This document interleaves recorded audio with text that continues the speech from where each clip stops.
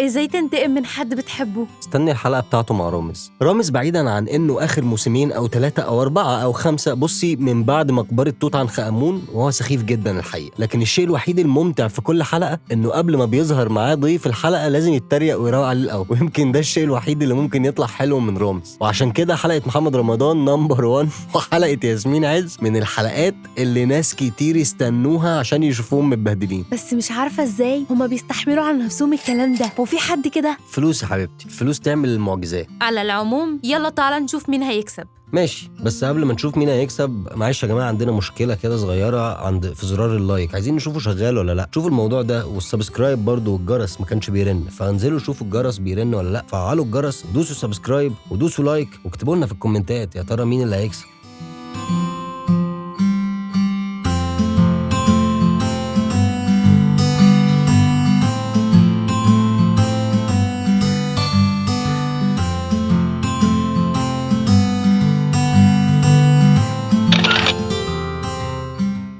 الجولة الأولى، الظهور الأول.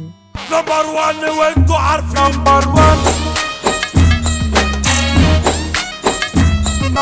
1 رامز مش المرة الأولى اللي استضيف فيها محمد رمضان، ظهر معاه لأول مرة في رامز واكل الجو، ووقتها كانت الحلقة الأشهر في البرنامج، وبعدها يظهر محمد رمضان من تاني في رامز نيفر إند في الحلقة الأولى. ومحمد رمضان يعتبر واحد من نجوم الأكشن في السينما المصرية، مفيش ولا فيلم ليه نجح، حتى عبده موتة اللي يعتبر أعلى فيلم حقق إيرادات ليه ما نجحش برضه، على عكس الدراما اللي يعتبر هو صاحب الأعلى مشاهدة. وبدأ من أول مسلسل ابن حلال، وفضل بعدها كل سنة يعمل عمل درامي مختلف، ولحد دلوقتي لسه أبوه بيموت في أول المسلسل، وهو لسه بينتقم من 9 سنين، وهو محمد رمضان بيبقى هو أبوه في كل مرة. يمكن العيب في أعمال محمد رمضان يعني إنها تقليدية، وقليل لما بيقدم شيء مختلف. أما بالنسبة لياسمين عز فدي المرة الأولى ليها مع رامز، كده ما كانش حد يسمع عنها أصلاً. هي شاركت في مسلسلين، مسلسل برا الدنيا 2010 ومسلسل الصفعة 2012، والحقيقة محدش اقتنع بيها كممثلة وقبلها. كانت في روتانا مصرية لمدة 3 سنين، وراحت بعدها الMBC مصر. وفي يوم ما طلعش ليه شمس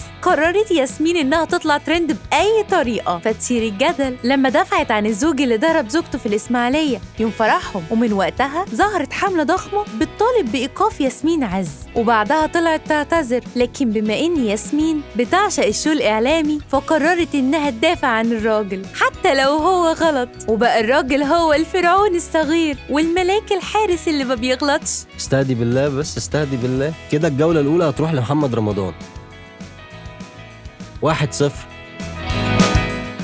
الجولة الثانية، الشخصية. طبعا لا ده ولا دي شخصياتهم حقيقية، وده دليل ان كل اللي بيحصل ده تمثيل في تمثيل. تفتكر محمد رمضان اللي يعتبر نجم الاكشن هينط من طيارة عادي يعني وهو ممكن يموت؟ وطبعا مش هنتكلم عن ظهوره في برنامج رامز نيفر اند، عشان بصراحة احنا اتفرجنا على الحلقة كتير وكنا بنحاول نعرف امتى المقلب هيبدأ، اللي هو التتر نزل والحلقة اشتغلت وخلصت والناس روحت ومش عارفين المقلب امتى. والمرة دي محمد رمضان اكتفى انه يحدف الكرسي عليه. يا جدع طيب خدوا واحد سوبليك ساعته الارض، حسسنا بشوية اكشن بدل ما تقول لنا يا جماعه احنا بنمثل، نزل دمعه من عين واحده، اعمل اي حاجه. طيب محمد رمضان مش مقلب، ياسمين عز دي بقى ايه؟ بص بقى، حاجه كده تحطها ضمن غرائب وعجائب الدنيا. بتقوله لو وقعت هدخل الجنه مع الرجاله، تخيل.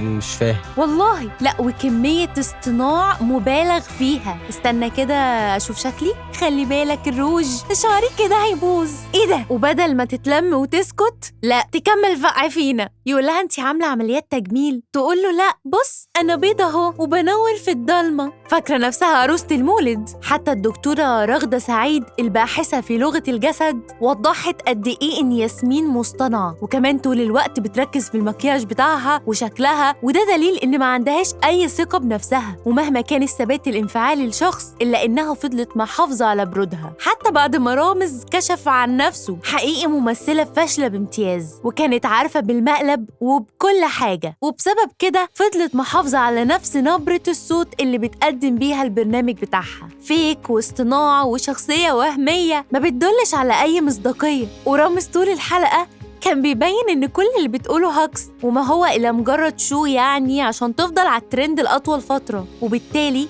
المشاهدات تعلى فالإعلانات تزيد، وتفضل بكلامها عن الفرعون الصغير والملك الكبير والأستاذ البليغ وشوية كلام ملوش لازمة. تخيل إيه رد فعلك لو دخلت البيت في مرة ولقيتني بقولك يا أستاذ عمر، يا النداء أستاذ للتفخيم عمر. هديكي بقى مع وشك اقول لك يا ناقصه خرا، انا لسه جاي تعبان من الشغل. اديك اهو قلتها، يعني كلام مش منطقي. اللي متجوزه مش هتبص ان جوزها مهندس او دكتور او محاسب، هتبص الراجل طالع عينه في الشغل وما صدق راح البيت، والراجل مش هيبص انه متجوز دكتوره او مهندسه او مدرسه عايز يشوف ست جنبه في البيت. لكن المبالغه في اظهار الحب والاهتمام ده بيسبب مشاكل. بس ده ما ينكرش انها حلوه فعلا. عدي يومينك دول معايا عشان ما تغباش عليك. وبتنور في الضلمه. وبما ان الشخصيه الأسوأ اكيد لمناضله حقوق الرجاله ياسمين، فكده النتيجه تبقى 1-1. الجوله الثالثه، الاعلى اجر. محمد رمضان لما ظهر مع رامز واكل الجو كان الأجر بتاعه 75,000 جنيه مصري في 2015. شوف بقى وقتها كان الدولار بكام، وبعد التعويم محمد رمضان أخد في رامز نيفر إند كام؟ 150,000 دولار أمريكي. والله برامج زي حيلهم بينهم وإبراهيم نصر كانت بتضحك أكتر من كده، والميزانية مش بتكلف أكتر من 5,000 جنيه مصري. أما بالنسبة للمسلسل الأخير جعفر العمدة، فمحمد رمضان واخد 50 مليون جنيه في العمل ده، ويعتبر العقد الأعلى بين كل الفنانين في موسم رمضان السنة دي. ولناصرة الرجالة ياسمين عز أخدت 60,000 دولار، ودول غالباً هيصرفوا على ضوءة وشها في الحلقة الجاية بلا مكسب. ده غير طبعا المرتب بتاعها في برنامج كلام الناس، $1,000,000 في السنة، يعني حوالي 30 مليون جنيه مصري. وبما ان رمضان الأعلى أجر فهتبقى النتيجة 2-1 لرمضان. وبما إن المقالب فيك يعني والشخصيات فيك ورامز نفسه فيك، لكن الأكيد إن فيك محمد رمضان أرحم بكتير من فيك ياسمين عز.